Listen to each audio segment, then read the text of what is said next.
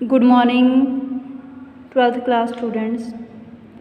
बेटे बिज़नेस का हम 5th चैप्टर रीड कर रहे थे।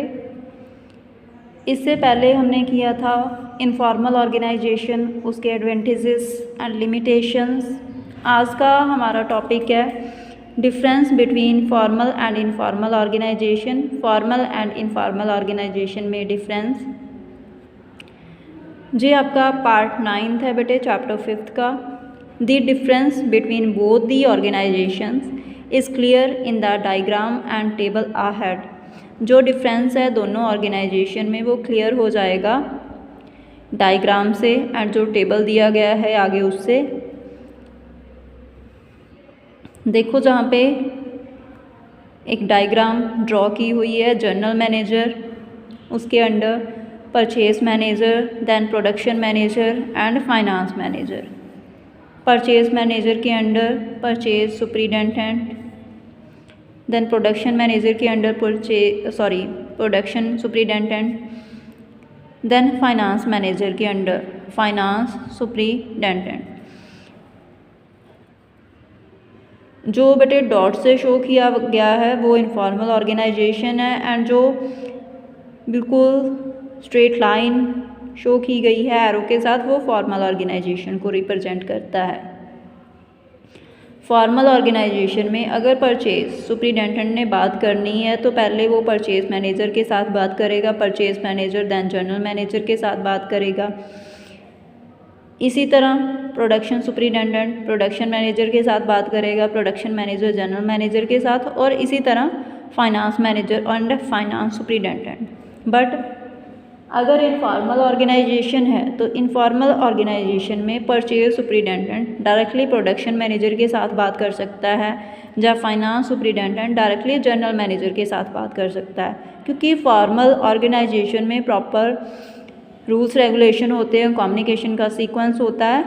बट इनफॉर्मल ऑर्गेनाइजेशन में कोई प्रॉपर रूल्स रेगुलेशन नहीं होते, कम्युनिकेशन का कोई प्रॉपर सीक्वेंस या कोई स्केलर चेन नहीं होती। डायरेक्टली जो सुपीरियर्स हैं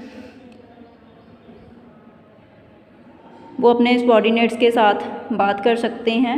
it is clear from the above diagram that in a formal organisation, जी हमें क्लियर है इस डायग्राम से कि फॉर्मल ऑर्गेनाइजेशन में द जनरल मैनेजर, जो जनरल मैनेजर है, purchase manager and purchase superintendent have a chain relationship. उनमें एक चेन रिलेशनशिप है and they have to conduct themselves within the limitations of this chain.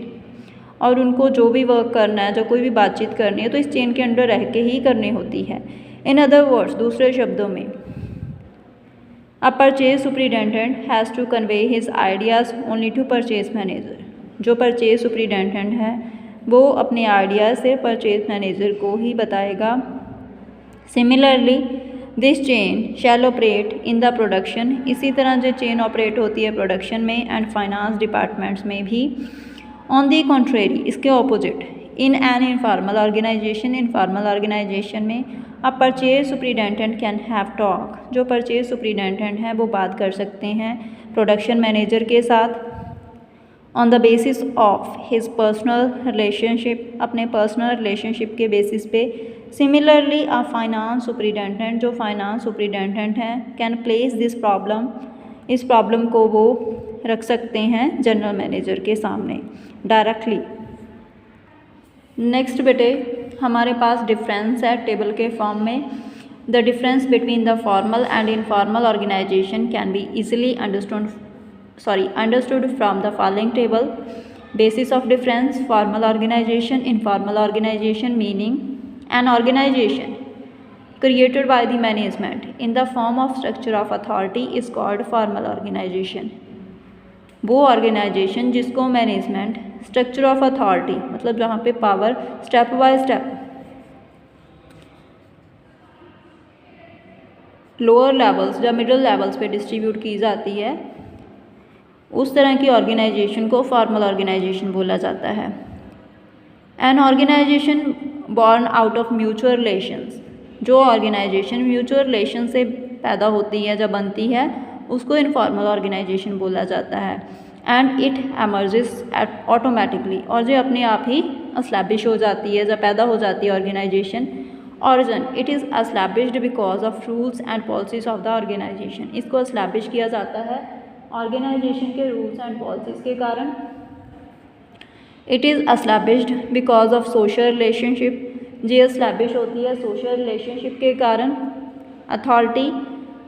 Authority is born out of the posts established, जहाँ पे जो authority है वो पैदा होती है जो पोस्ट्स एस्टैब्लिश की जाती हैं उनसे, इन दी ऑर्गेनाइजेशन एंड मूव्स डाउनवर्ड्स, और नीचे तक मूव करती है।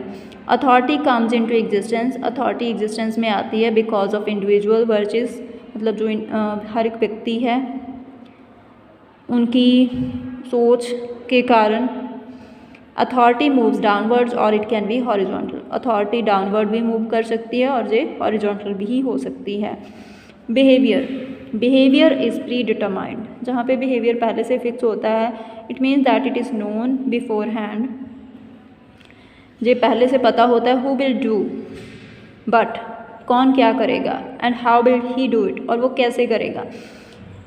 Who will be the boss, कौन बॉस होएगा, and who will be the subordinate, और वर्कर कौन होएगा। Behaviour depends on individual attachment, जो बिहेवियर है वो इंडिविजुअल अटैचमेंट के ऊपर डिपेंड करता है। Which means it is not pre determined, means ये पहले से फिक्स नहीं होता। Flow of communication, communication is defined, जहाँ पे कम्युनिकेशन फिक्स होता है। It moves according to scalar chain of authority, जे मूव करता है स्केलर चेन ऑफ अथॉरिटी में, मतलब हमने पढ़ी है जो सेकंड चैप्टर में, कम्युनिकेशन की एक चेन होती है, स्टेप बाय स्टेप कम्युनिकेशन होता है। कम्युनिकेशन इज़ नॉट डिफाइंड, जहाँ पे कम्युनिकेशन डिफाइंड नहीं होता। It can move in any direction, जो किसी भी डायरेक्शन में मूव कर सकता है। Nature, it is more stable, जो ज़्यादा स्टेबल होता है। Forecasting is possible in it, इसमें फोरकास्टिंग पॉसिबल होती है। इट इज़ टेम्परेरी, जो टेम्परेरी होता है। एंड लेस स्टेबल, ज़्यादा फिक्स नहीं होता। फोरकास्टिंग जहाँ पे पॉसिबल नहीं होती। Leadership, because of their high ranks, the managers are the leaders, क्योंकि मैनेजर्स का रैंक हाई होता है इसी कारण वो लीडर होते हैं। जहाँ पे लीडर्स हैं वो चूज़ किए जाते हैं, इलेक्ट किए जाते हैं। बट इसी के साथ आपकी ये वीडियो कंप्लीट है। Thank you.